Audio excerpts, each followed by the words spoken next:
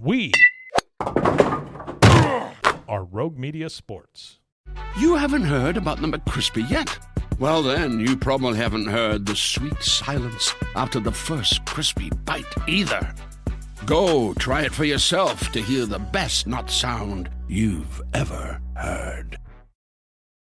Walmart Plus members save on meeting up with friends. Save on having them over for dinner with free delivery with no hidden fees or markups. That's groceries, plus napkins, plus that vegetable chopper to make things a bit easier. Plus, members save on gas to go meet them in their neck of the woods. Plus, when you're ready for the ultimate sign of friendship, start a show together with your included Paramount Plus subscription. Walmart Plus members save on this plus so much more. Start a 30-day free trial at walmartplus.com. Paramount Plus Essential Plan only. Separate registration required. See Walmart Plus terms and conditions. Ah, yes. For the first time in about a month, Ed Werder and I coming to you on the morning after a glorious win by the Cowboys, a dominating fashion, 38-14. Ed coming to us from the mountains of Colorado. It's snowing there, at least up on the mountaintops. Ed thinking about maybe doing some skiing this week. Ed was the as you watch this thing, or did you? I want to say this: Jerry had a twinkle in his eye last night.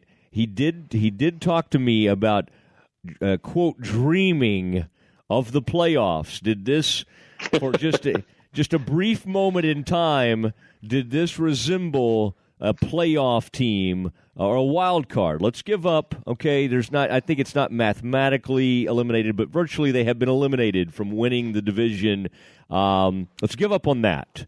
Did this look like a wild card playoff team to you? Well, I thought the Cowboys looked like themselves. You know, this Zekeless team finally gave the Jerry World fan base something to cheer about, though they were late arriving to acknowledge that. And to me, it doesn't really matter that the Redskins were decimated by injuries or undermined by their persistent failure to protect the football. You know, you should win when you create 4 turnovers and score a touchdown on special teams. And that's what the Cowboys did. And really, that's all that matters, because they stay relevant as long shots in the playoff scenario, as you just suggested. And Kirk Cousins, on the other hand, can start thinking about what's next for him, because the Redskins are finished after a dismal performance at Jerry World, in which they were really dominated ultimately on both sides of the ball, although the Cowboys certainly started poorly. And I do remind me, Ed, I want to tell you about kind of a fun moment down there, and we've got the audio, and we'll let folks hear it. Jerry got spooked after the game. A policeman, I think the policeman was joking, but he let off like a huge siren, a very, very loud, one of those that you've heard before from the speaker system of a motorcycle, and it caused Jerry to use quite a bit of foul language. And if Frito Nation Productions will allow it, I don't want to beep this out. I really think it needs to be the full on, but it's understandable that Jerry would shriek and become concerned when he hears police sirens, given how many Cowboys players have been suspended at the start of recent seasons. So I think his alarm is totally understandable to me. You really, after the Jones family was so happy to see you on Thanksgiving, you just cannot leave it alone. I got to tell you, I got some great. I actually, in all the years I've covered the Cowboys, apparently I've never had a photograph of Jerry and I together, and that's probably by the fact that he tries to avoid me at all costs when he does see me. But this was my first the Thanksgiving Day game. I was on assignment from Westwood One, and it was my first time at Jerry World since I'd lost my position at ESPN. And of course, everything that's happened, and we've talked all about it all every week during the podcast. So I walk up to Jerry as he approaches me, and I spread my arms out and I laugh and I say, "Hey, Jerry, what the hell have you been up to? I haven't heard or read a thing." And he had a good chuckle about that. He had a good old belly laugh. I like it. Jerry, boy, he was feeling good last night. I think it's time. Let's get right to it. We got a lot to discuss today. Mark Frito Friedman, play the music, sir.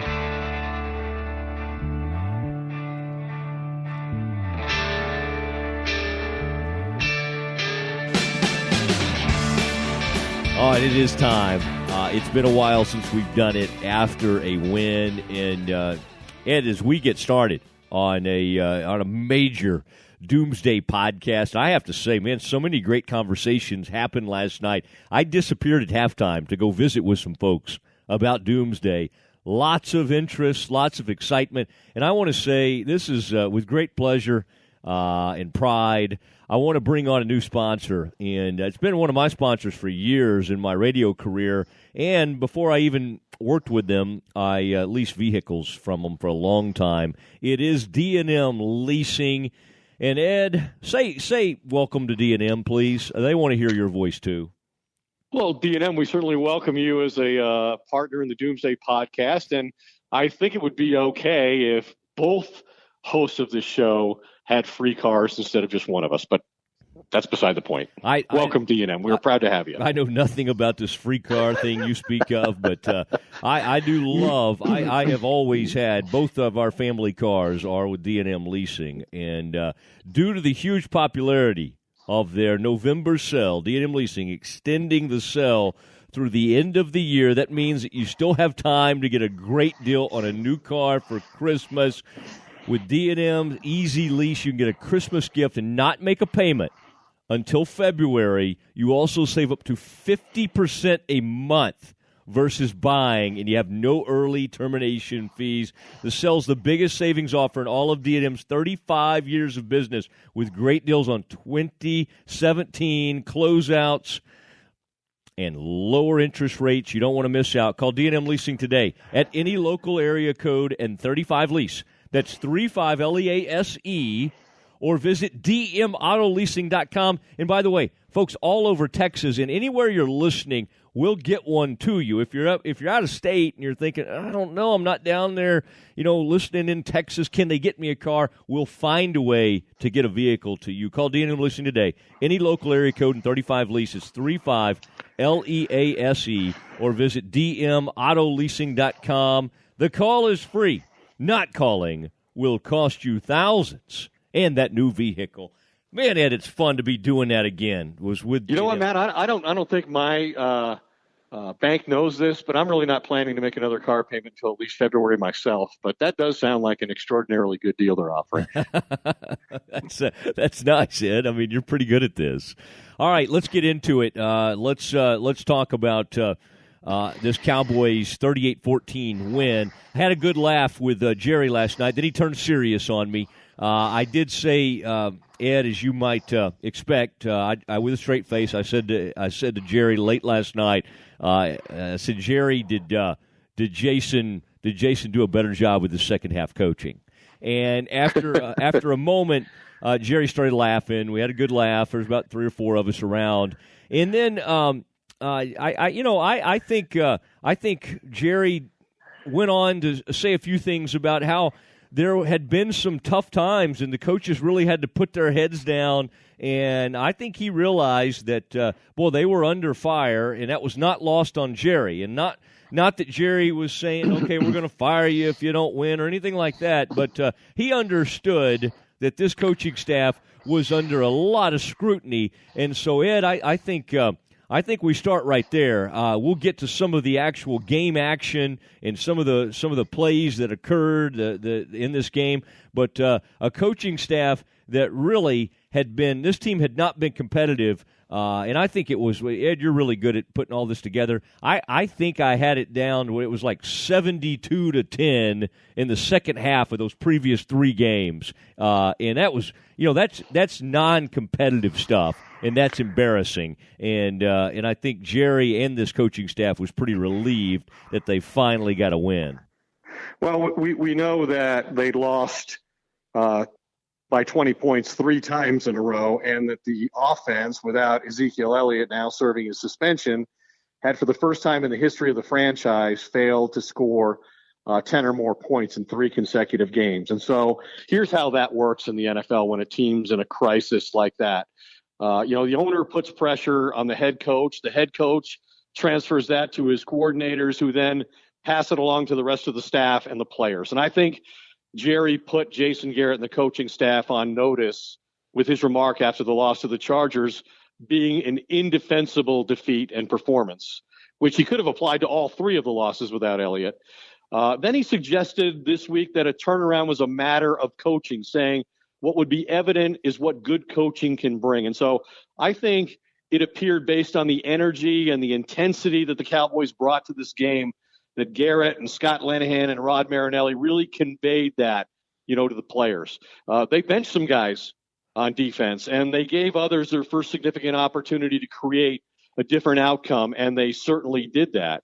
And, they got a huge impact from their rookie class.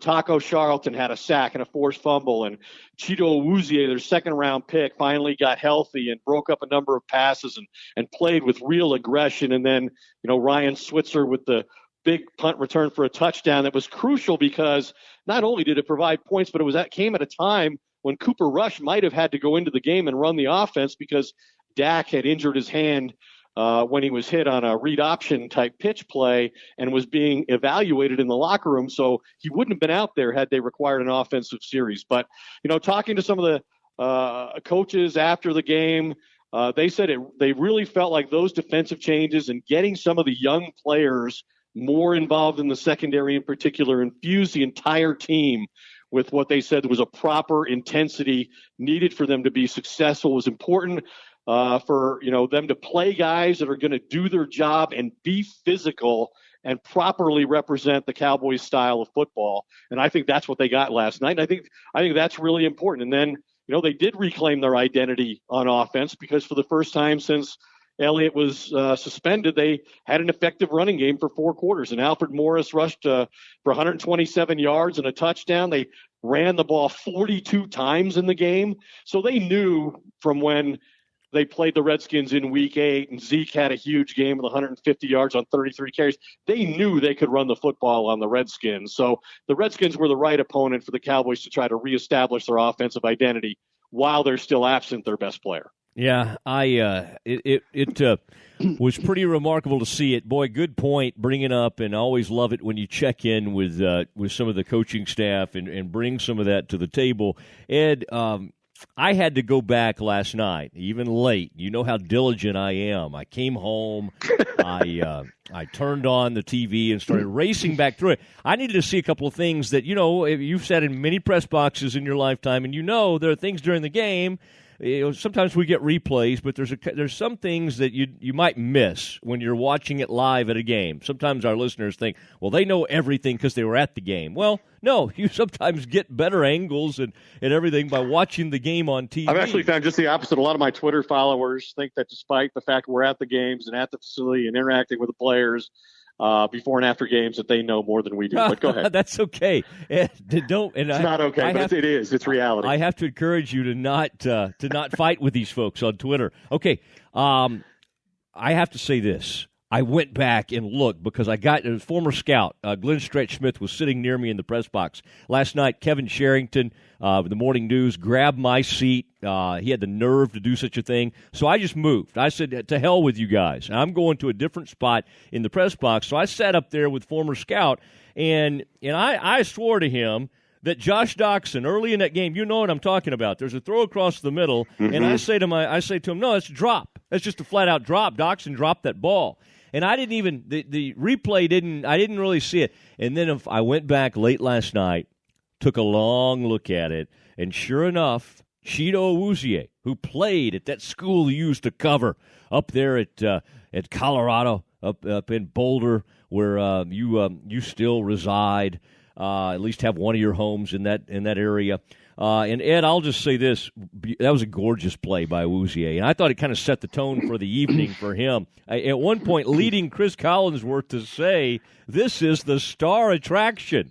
He called Cheeto Awuzie the star attraction. I mean, how pleasant, how refreshing was that to watch a Cowboys cornerback actually high point balls and go up and break up passes? Ed, Jordan Lewis has had his moments.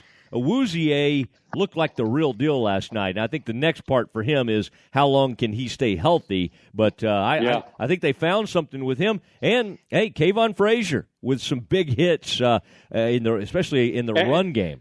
and getting playing time at the expense of a former first-round pick in Byron Jones. Correct. The safety who was not often out there in rundown situations. But I think that one of the messages that they wanted to send to Jordan Lewis while he was losing playing time to Chido Awuzie, who was drafted one spot higher, is, hey, you have to be physical all the time, and you have to be fully engaged and competitive on every play. And I don't think that's what they feel they've been getting most recently from Lewis, who seemed to have some real immediate success, and then his game sort of seemed to taper off.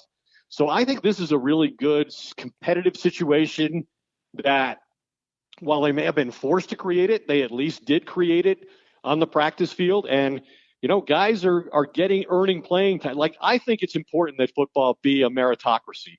And that's one of the things I've always liked about Jason Garrett, for his many failures and flaws I think he has as a head coach.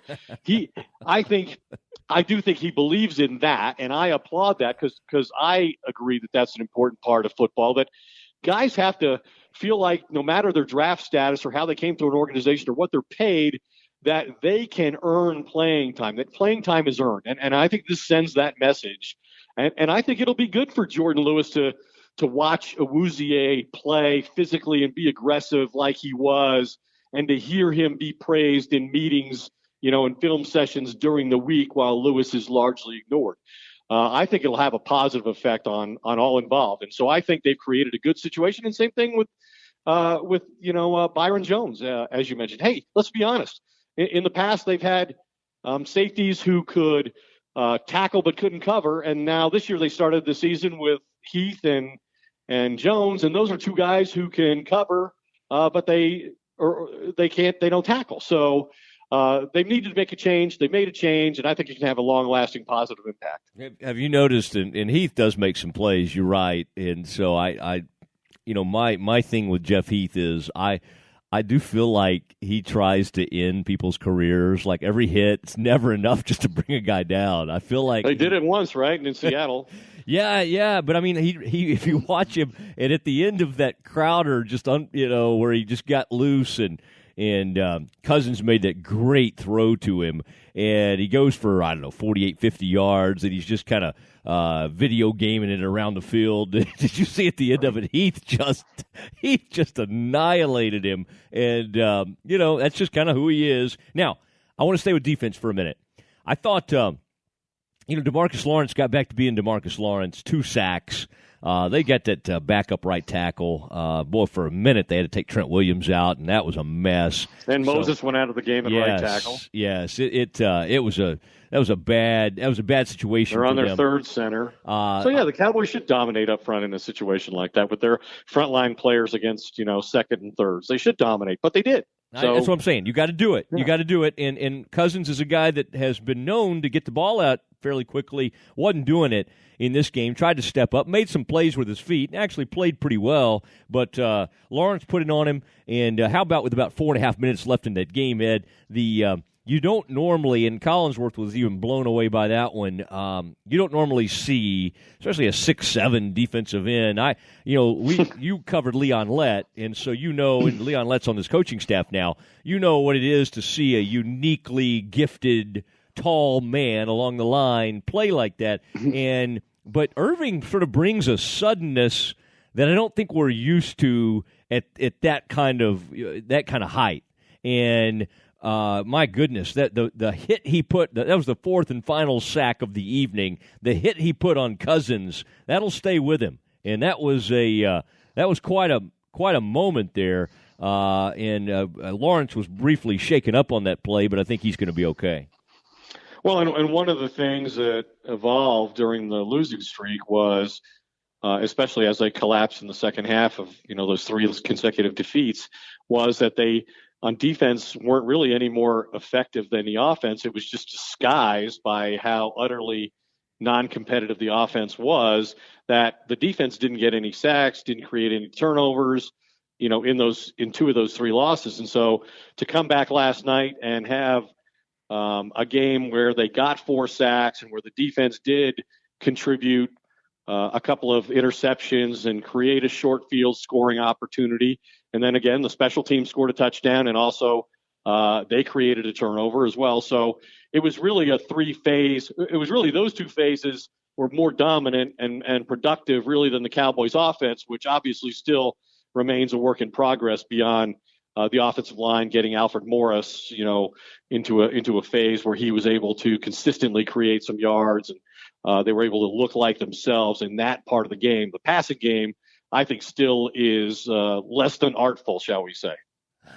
I think that is true. 11 for 22 would suggest that. But to your point, when you that's a winning formula, though, when there's somewhere in that range of pass attempts for the Cowboys, and when the breakdown is somewhere like 40-something rushes. Obviously, they got about 187 rushing yards and only 22 passes. It's okay. I mean, you would say, well, that's not perfect balance. No, it's okay. That's what the Cowboys, that's a winning formula. Keep the clock moving, and it worked extremely well. Now, Ed, I want to get us over to the offensive side of the ball. But first, I need to tell you, and Frito too, I've got a Christmas gift for you guys. It's arrived. I can't tell you how much I spent on it. I don't want to do that. I don't want to make a big deal out of how much I spent on it. I'll just say it was. Yeah, I wonder why that would be. Yeah, it was very little because this Christmas is coming. Gift is coming from Harry's Razors, and very excited about Harry's. Now, I've been with Harry's for a long time. Love the feel of it. Love the German-style blades, and love the fact that, for me at least, someone with extremely sensitive skin who has had to use a styptic pencil in the past. You really are sensitive. I'll say that. I'm a sensitive man, and the styptic pencil is what you use when you get these little nicks and cuts, and you take this little white thing and you have to draw on yourself a little bit to do that. That's not fun, and I don't have to do that when I use Harry's. I've tried every razor in the world, and hey, listen, Harry has the limited. This is what I'm giving you and Frito. The limited edition gift sets, offering custom and limited edition shaving sets that make perfect gifts. Sets come with German-engineered 5-blade cartridges, foaming shave gel. And this is, by the way, Ed, you can go into one of those stores in Denver or wherever you are right now, and you can find all these men's deal. What it does is some of that foam gel doesn't do what you need it to do. And this stuff works beautifully. Special limited edition winter chrome and emerald green handles, and personalize it with engraving. Ed, can you imagine? I mean, you might scare some people if you send them something with engraving. But I love this thought. And a special offer, we've partnered with Harry's to give you $5 off your order when you go to harrys.com/doomsday. DOOMSDAY. This holiday, give Harry's and give Handsome. Get your holiday shopping done early and take advantage of free shipping. I wrote that. To get a limited edition holiday shave set while supplies last, go to harrys.com/doomsday. Do it right now. That's harrys.com/doomsday. All right, Ed. And by the way, your mustache looked good on radio the other night. Well, I'm glad to know I have a gift coming from you, so I'm going to forgive you for ruining the surprise for Frito and I. That's okay. I'm going to wrap this thing up. It's going to be beautiful. Boy, I suggest this personal engraving. Now, that is something that kind of gets me excited thinking about it. Something else that gets me excited, Ed. Cowboys run game. It returned in all its glory. It was back. And I think two things happened. You got Alfred Morris looking across at the team that gave up on him. Alfred, we loved you. You did great for us. You were an unbelievable, what was he, 6th-round pick. 6th-round pick who rushed for, 1,600 yards as a rookie? Yeah, he was unbelievable. He and RG3 doing it together. They came into the league. Both of them had fallen on hard times. RG3 fell on harder times than Alfred, but out of the league now. But Morris gets to go see his old team last night, and Ed, First of all, dominant performance by that offensive line. The for the first time really in a long time, a much maligned offensive line recently for some of the things that had happened out there. I thought all across that line, the interior guys, Lyle Collins, your guy over at right tackle, thought he was dominant in the run game, did a really nice job. And both Tyron Smith and, they move Kerrigan around every once in a while. Did you see that? Number 91 for the Redskins. I mean, he really was neutralized. I mean, he did not do a lot in this game. And then Alfred Morris, I'll stick with, me, I like to bounce around. I'll stick with Alfred because I know you've got things to say on him. How about the fact that he was finding the holes, finding the seams in that zone blocking scheme, and then yards after contact. Love some good yak. And I thought Alfred did a beautiful job, 127 yards and a touchdown last night.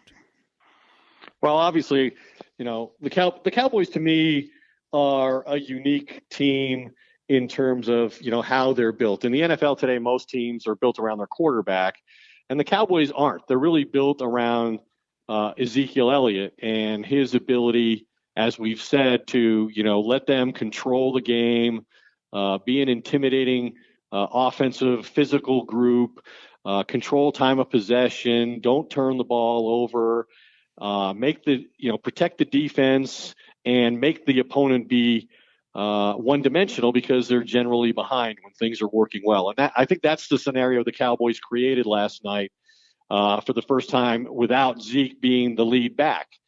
They did it with Alfred Morris, but there was a real commitment to running the football and controlling the game. I mean, they had 42 rushes and 182 yards and 2 touchdowns running the football. And that's what they need to do, especially when, the quarterback, second year, guy who's still evolving, seems to be in something of a, performance crisis throwing the football right now. So it was important that they were able to be effective and control the game with Alfred Morris and that offensive line to the extent that they did. And that's something we really haven't seen them do since Elliott went out. They were just getting to that point and had run off a few games where they appeared back to being themselves from the 13-3 season, and then they lost Elliott and lost their identity. And I thought last night they finally recreated that for the first time. Can you find an identity? I want to drill down on something you just said. Boy, you've been in crisis mode in this podcast. I like it when you sort of get in that situation room there in Colorado and you start talking about crisis. And Ed, the quarterback. This is interesting to me. I don't know if Jerry is just doing this because for years he talked up Romo even after bad games and always is there, and you always want to prop up your quarterback. Head coaches want to do that too. But, boy, Jerry was going on and on about Dak. And I do think there are some intangibles that he brings and a leadership qualities. You and I have talked about that a lot. But to your point, boy, early in that game and he kind of finally settled into a rhythm, found Dez. That was a beautiful touchdown throw to Dez, by the way.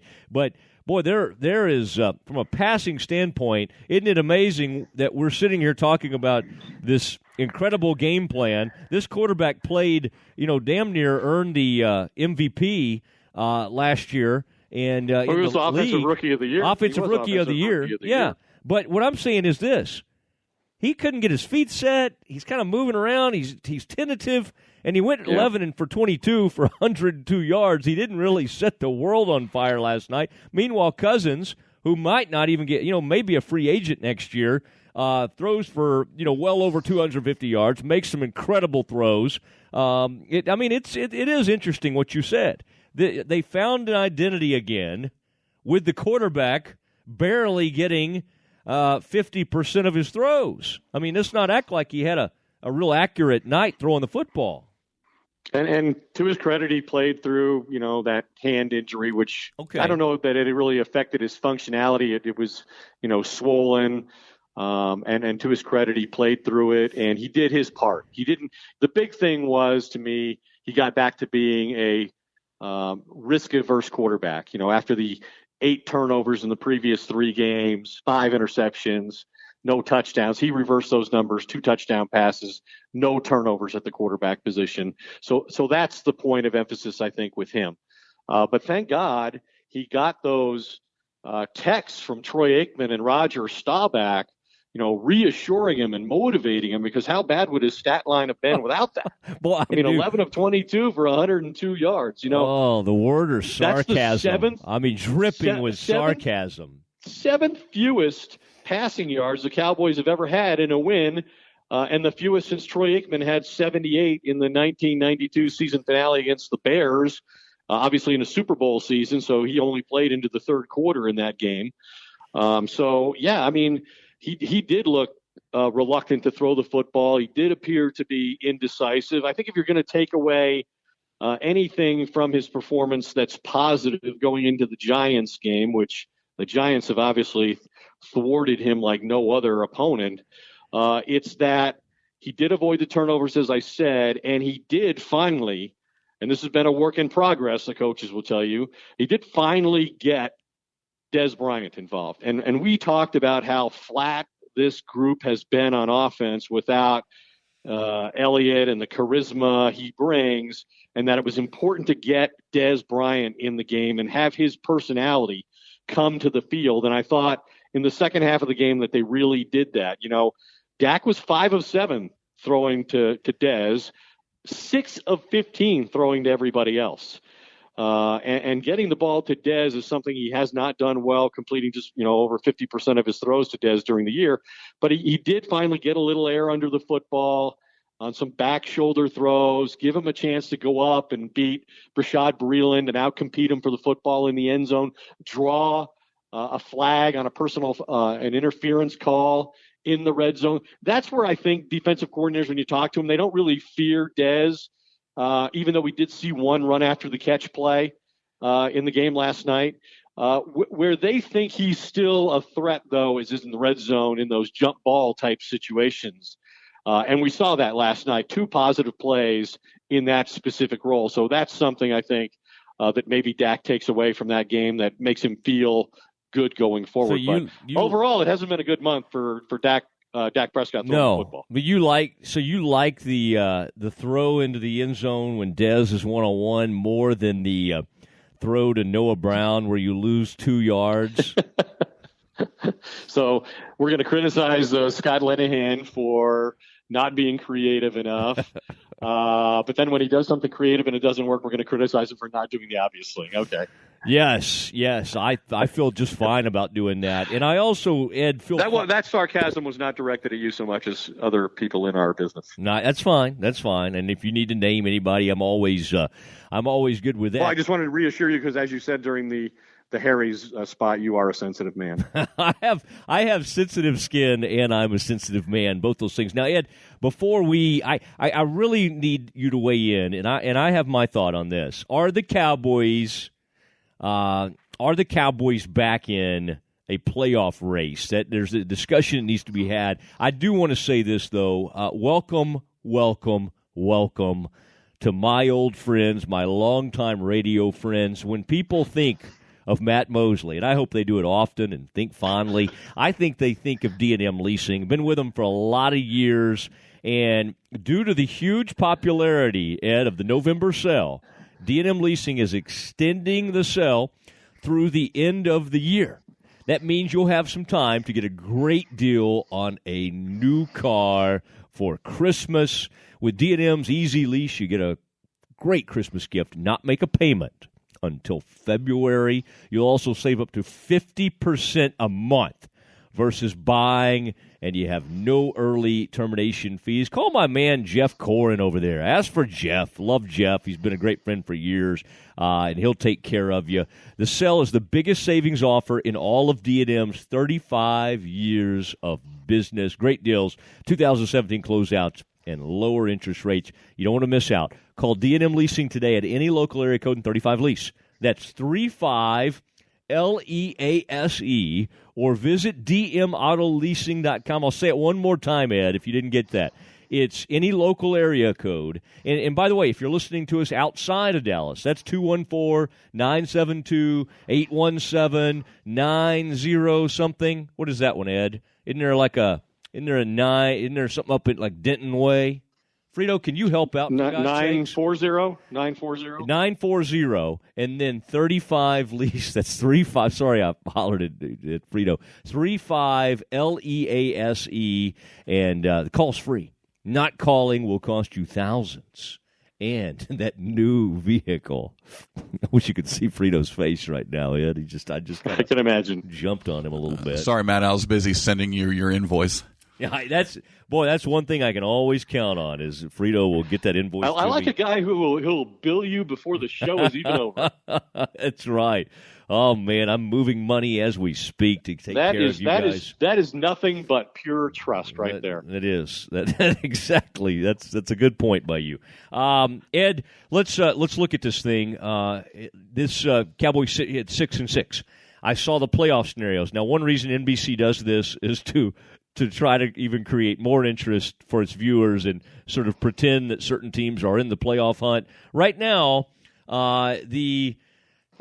Seattle, a team on the Cowboys schedule, and a team that's getting ready to play the Eagles. Now, Ed, this will be hard for Cowboys fans. This was mentioned on the telecast last night, broadcast, whatever you call it. The Cowboys need to root for the Eagles coming up next week. There's a big. Or is this coming Sunday night? Is that right? It's this week. Yeah, yeah, this coming Sunday night. They need to root for the Eagles to beat Seattle. Explain all these scenarios, Ed. You're always great at doing this. The Cowboys basically have to hope that the Eagles go ahead and win the division. They have to concede the division to the Eagles. It's an inevitability. So for the Cowboys, it's more important that Seattle lose than it is that their hated rivals in the division at the top of the division lose. They need Seattle to lose because that's probably the team, one of the many teams that they're going to have to try to beat out for wild card playoff berth as they get to the end of the season. And they not only they have some opportunity to control their own fate in the regard that they do play the Seahawks when Christmas Eve, right? That's the first game that Ezekiel Elliott will be eligible for. So that will be a key game for them. They've obviously already lost to some teams in the NFC that could hurt them if they wind up in a tiebreaker scenario. So you got to beat Seattle. You want Seattle to lose as many times as possible. They lost obviously to the Rams, who right now are a game ahead of Seattle in the NFC West. So they don't want to wind up tied with the Rams, and they already lost to the Packers. So that would be another team that they don't want to wind up tied with. So yeah, they've got a lot of different interests that they're rooting for in these final few Sundays. But what they really need to do is be able to replicate the performance and really on offense in the passing game, improve on the performance that they delivered last night. But they need to play with that level of enthusiasm and intensity for 4 quarters for the remainder of the season. And they're going to be fortunate, it appears, because in all likelihood, we see the Giants have just, ingloriously benched Eli Manning. So they're conceding that they're not trying to win anymore. In all likelihood, the Cowboys will be playing against a rookie quarterback in that game after Geno Smith starts this week. And then we said they're going to catch Seattle. Seattle's without Richard Sherman and Cam Chancellor, the ranking members of the Legion of Boom. And then at the end of the season, the Eagles might have nothing to play for, and so the Cowboys might get a break there. So yeah, they're still in it, mathematically alive, and I think even realistically, there's a chance for them to pull this off. But they almost have to win the rest of their games. Okay, I like it. This is the rare optimistic Ed. Very cynical man, dripping with sarcasm earlier. Even when we're talking about the great Roger Staubach. I have a hard time buying that Roger sends text messages. Not because he's old, just because he's too cool for that. Like I think like for years Galloway screamed at us for texting, and then he finally started doing it. And I think he lost some cool points because I thought that was kind of cool that he took a stand. I will not text, and I choose to believe that Roger Staubach does not send text messages. But anyway, he found a way to get a nice message over to. And you know what I think though about that, Ed? On that note, I think Roger and Troy, see some of themselves in Dak. I just think they genuinely, and they like Troy, and they liked Tony too, but I think with Dak, they see a guy who now, Staubach, especially early in his career, had this sort of daring do. He had the devil may care attitude and would run around a little bit more. Troy just got you home and got the victory and made the plays he needed to make. But I do think there's a genuine affection they have for Dak, and I choose not to be sarcastic in praising them for sending those messages. I wasn't sarcastic about that. I was sarcastic about the effect that it had on a guy who threw for 101 yards, which is not very many yards when you're going to win in the modern NFL. But I thought there was really a great line. We should probably share the contents of the text that now you don't believe that Staubach actually did send. But this is what he said on his alleged. This is his The Fan, a local radio show. He said, "I did give him some advice. I sent him a little text, and here's a line I love. Basically, adversity reveals genius and prosperity conceals it. You find out the best in people when times are tough, and I really believe he'll be able to not lose his confidence, but he's got to continue to transfer his confidence to his teammates to overcome the adversity that they're in right now." And Dak was, and probably to an extent, if you look at the numbers and performance, still is in the midst of the biggest football crisis of his career. And I don't know that what he did last night, when people look at that and remove the result and the defense and everything else and their performance, remove other performances from it and just evaluate what Dak did in and of himself in the passing game, that really the scrutiny is going to go away and people are going to be convinced that he can be a successful passer at this level. But certainly winning the game and being a part of it in the way that he was and being unflappable and delivering a couple of touchdown passes and no turnovers has to be reassuring for him personally. And I think it's a unique quarterback club that they have, with the Cowboys, the guys who have performed at the highest levels, especially the guys who have won Super Bowls like Staubach and Aikman. It's got to be really meaningful for Dak to know that those guys have been through it and, trying to offer him some level of reassurance. He didn't mention that whether Romo sent the text or not. So Tony's very busy, we know, these days. Tony, oh gosh, I knew you weren't going to get through this without some little poke at him. I'm going to get a text message from Tony now. Okay. I do want everybody to hear this. One of the things Doomsday tries to do for you is sort of pull back the curtain. And last night, I was able to kind of get Jerry off to the side. I had maybe a couple people that kept trying to interrupt us, but we were. It was mainly just sort of a private little thing I had going with Jerry, and hilarity ensued. Now there's some interesting things here. There's some fun. And there's also something, Ed, you'll love this, something that really, really scared Jerry, and you'll get to hear his reaction. Here is Jerry Jones, moments after last night's 38-14 win over the Washington Redskins. Those young players in the secondary, look out there, and you've got your one-time Charlton was out there, and we had our top 4 or 5 picks were sitting on the field. Mm-hmm. And but they played well. Right. And then Brown came in, gets his interception. Well, he's like a rookie almost. My point is that what's good about that game is there was a whole lot of our future out there. Mm-hmm. And aside from, let's say, Whitten, mm-hmm. It was a young group. And the other thing it showed that we were able to lean on them and get that running game going and saw what it could open up.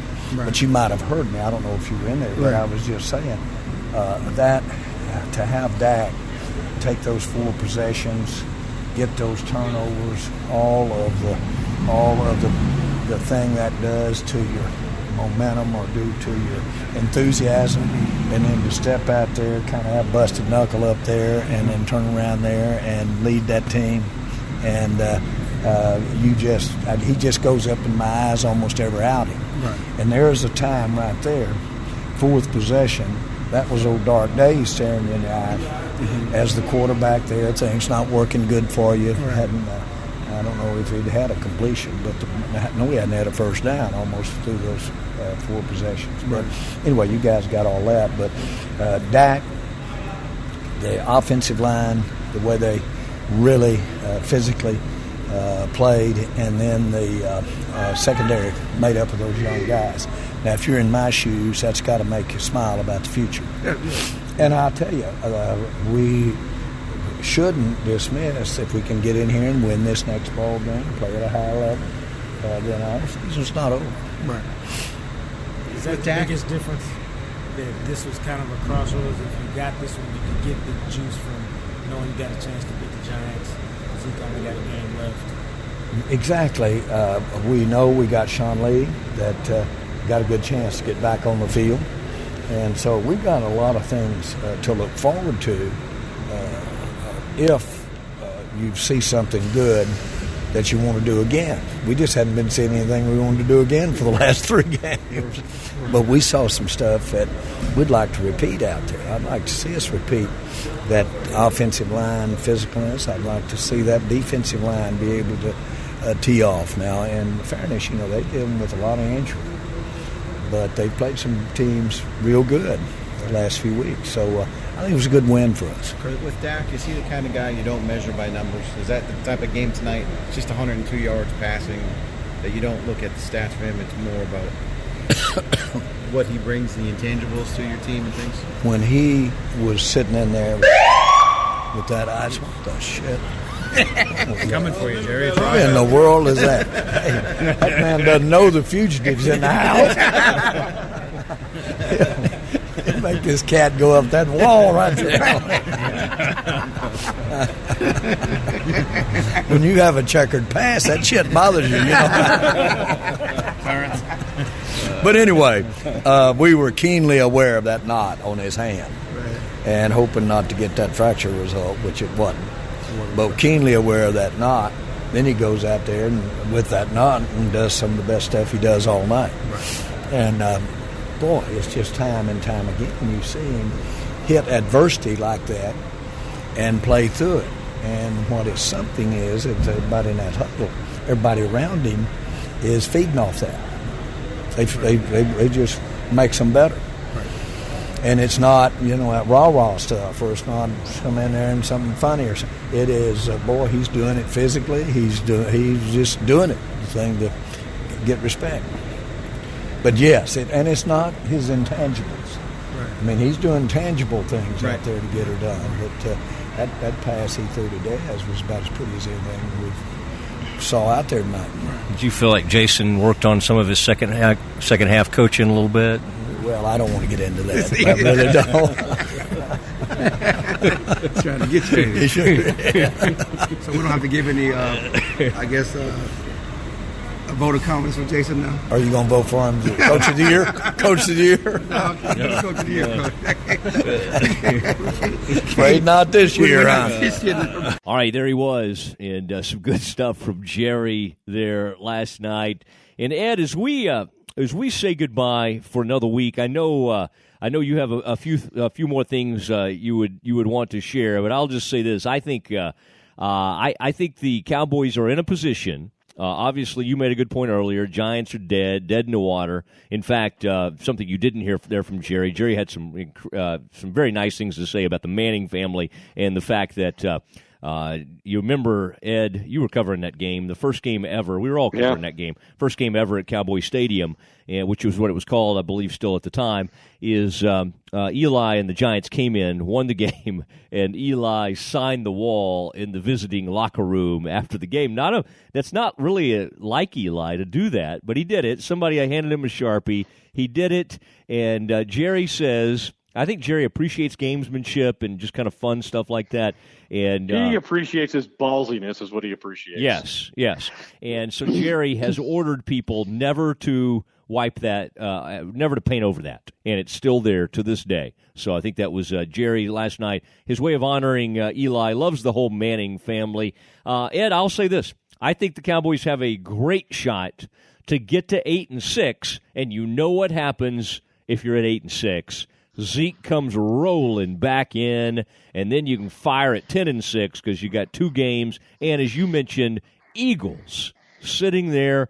Maybe we'll have everything all wrapped up, have a home field advantage all the way through the playoffs, nothing to play for, and will play its reserves, and the Cowboys backdoor their way into the wild card. Ed, are you buying that?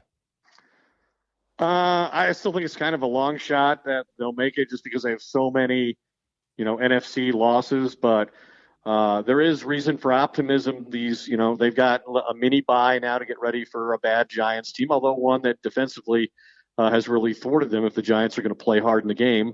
We don't know what their motivation level is. They also, Jerry has said that he expects Sean Lee will be back to play against the Giants. And I think the injury that you have to watch is Orlando Scandrick apparently, suffered 2 transverse process fractures in his back, which accounts for some of the problems that he had late in the game, to his credit, playing through what's known to be an incredibly painful injury. Even if he was not terribly productive doing that. So maybe what we talked about spent a lot of time talking about in this show, all the young players in the secondary that they're now depending upon, maybe that becomes an even more important element going forward, depending on Scandrick's status in the near future. I totally agree, and boy, a lot of good things. We will see. Boy, just classic Ed today. Thought you had some great moments, Ed, and we will. We want to once again thank you, D&M Leasing. So proud to have you, and Harry's Razors. What a holiday! Are you pretty excited about that, Ed? When I wrap that up and present you with your Harry's, and I'm going to get something engraved on there. Or will that weird you out if I put a little message? Well, I mean, it all depends on what the message is, right? Yeah. It depends on the message. Like, what would you say when you engrave? Are you just going to put my name on it? No, I was going to say something like, "Think of me while you're shaving." Yeah, that would be weird. I would rather just have the box. Just love Mosley. It doesn't need to be personalized if that's what you're going to put on there. Ed, is there anything you want to say goodbye with? You always have sort of a nice closing remark. Anything you'd like to get out there? I really don't have a lot to say. I think we've pretty much covered it all, and I've used all my sarcasm. As you put it, no, I just like to second something that Frito said to you. Don't forget to PayPal me. My PayPal is malfunctioning, and I'm starting. I can't hear you that well right now. You're kind of getting fuzzy on the other end. Ed, all my best to you. I think you'll hear loud and clear from my legal team. Ed, don't threaten me on our own podcast. No all right, so maybe we'll have another show next week. Maybe we won't. I don't know. We'll see. I have no clue why you're saying that. We will be back for sure. Now, I am interested. Maybe I'll have a new car. I can't wait till our Christmas morning show. That's the one. Shaving. That's the one I'm excited about. All right, Ed, I got to say goodbye to you. That is another episode of the Doomsday Podcast, live from Frito Nation Productions. Keep subscribing. Go to Apple Podcasts. Go to Stitcher. Go to Google Play, iHeartRadio. So many different ways you can join us. We love you. Good night, everybody.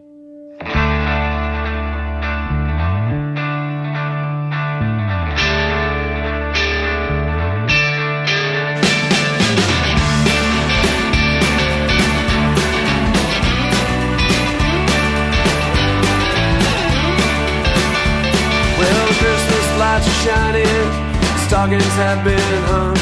You're praying for your daughter, lighting candles for your son. They're living in the city now, you don't see them anymore. This year will not be like the ones before. And the streets are all but empty, the bars have all shut down, and it's hard to find a friend inside this godforsaken town. That emptiness, it feels from your head down to your toes.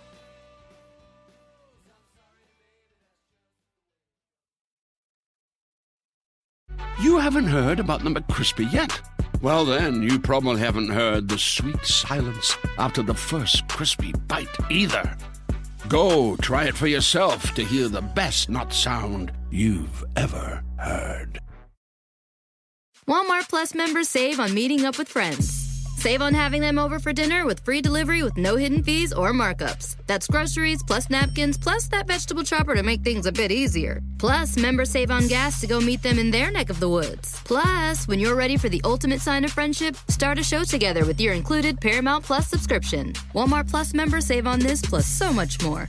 Start a 30-day free trial at walmartplus.com. Paramount Plus Essential Plan only. Separate registration required. See Walmart Plus terms and conditions.